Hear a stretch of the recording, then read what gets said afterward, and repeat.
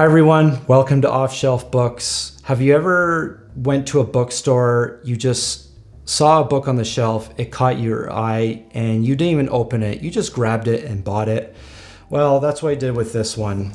This is the Illustrated Guide to the Bible, the greatest stories ever told. And this is done by J.R. Porter. So this will be my very first time looking in this as it is for you. And let's just go right in here and see. So let's go inside. Shelter Harbour Press is publisher. Let's see when this was published. Sounds like 1995. Not that the age matters, but I had no idea. I'm looking if there's another date I'm missing here. It doesn't appear so. It's 95. Okay, 1995. Let's see what 1995 has to offer. What a contents page here. Introduction, you got the Hebrew scriptures and Apocrypha, the coming of Rome, New Testament, but they have subcategories within these categories.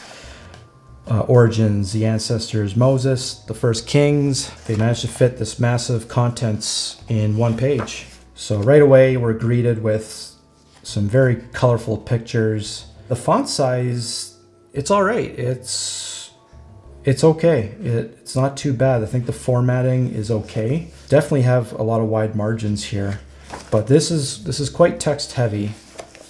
Just off the get-go, they're definitely focusing on a historical context to it.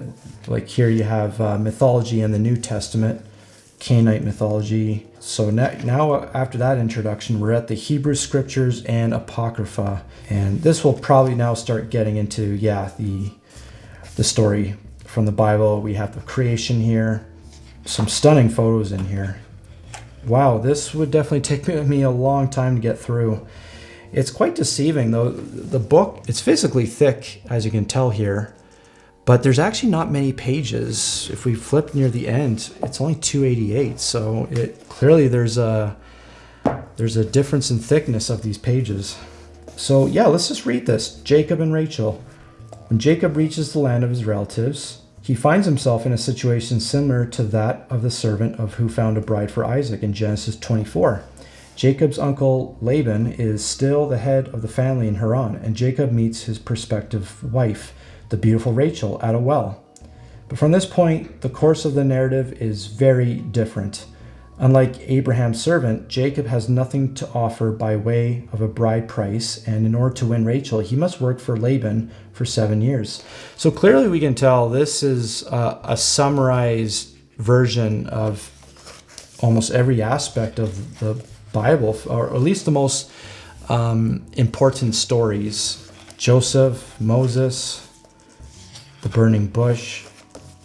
And yeah, they have a lot of these side sections here that give a little bit more context to what's being talked about here.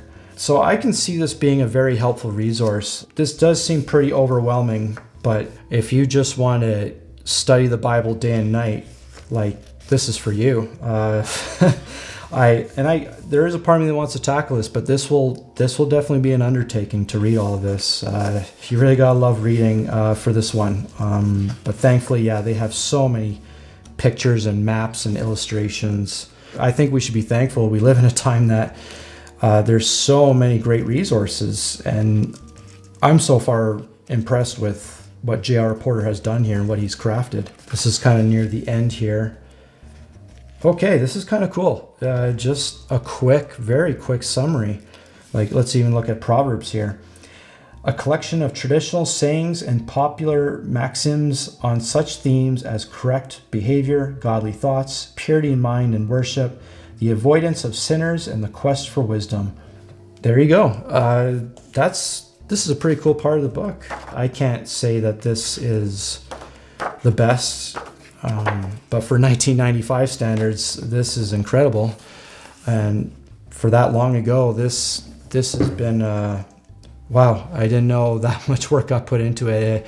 And the fact that to this day, I picked this up at a bookstore shows that this 1995 work has stood the test of time.